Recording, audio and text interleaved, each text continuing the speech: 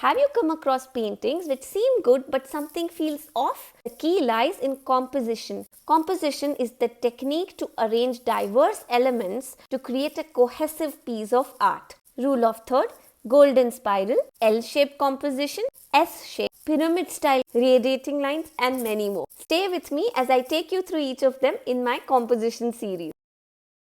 Rule of third. Divide your canvas into 3 horizontal parts and 3 vertical parts. You will see 4 points of intersection. These are called focal points. The idea is to position your main subject into one of these guiding lines or focal points. If I want to create a composition from scratch, let's put a tree over the first focal point, a couple of birds on the second focal point, and maybe a bench at the bottom. If I want to paint a Buddha silhouette, this looks okay, but not perfect. What if I move my main points into the focal lines? Now it creates a more interesting composition. Golden spiral, also known as divine proportion, is the most aesthetic and visually appealing composition because it is found in nature. Da Vinci used this in many of his paintings, including the Mona Lisa. You start by drawing a rectangle in the ratio of 1:1.618. Then inside the rectangle, draw a line to make a perfect square. Repeat the same process. Join the corners to form a spiral. This is called as golden spiral, and if you place your point of interest on the smallest part of the spiral, the eye will naturally flow through the rest of your painting.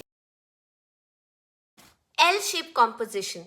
A technique where the main elements of your art are arranged in the shape of the letter L. The static and horizontal lines in this type of composition create a feeling of rest, stillness, and harmony. These are some typical examples of L-shaped composition. I'll create a vast ocean on the horizontal side, a still sea, and on the vertical side I can create a lighthouse. Or I'll create a meadow and a beautiful farm in the horizontal line, and maybe a windmill on the vertical line. S composition is where the elements of your art are arranged in the shape of the letter S. S-shaped curve signifies liveliness and activity and excites the attention of the viewer in contrast to straight or parallel lines. If we create a S-curve composition from scratch, we could draw a road or a river which disappears as it goes far away. Let's draw this road and some meadows and trees around it. The focal point will be starting off the road, which is the bottom part of the S-curve.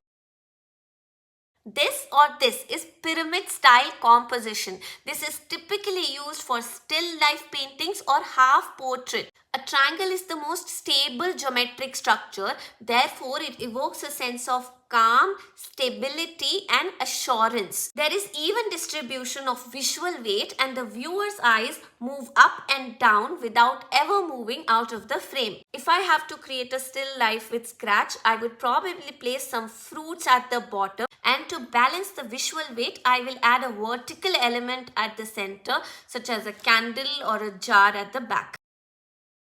A pattern that is arranged around one central point is called as a radiating pattern. These lines that go outward from the center to outside are radiating lines, and they create a sense of energy or focus in between. It forces the viewer's eyes to look at the central point. To draw a radiating composition, we have to first decide what will be the focal point. Perhaps we draw this tiny house as focus, and rest of the elements need to go towards it, such as this road, a sunflower or a lavender field on the side, a hill that is inclining towards a focal point. Hope you learned something new. I'll be back next week with another concept.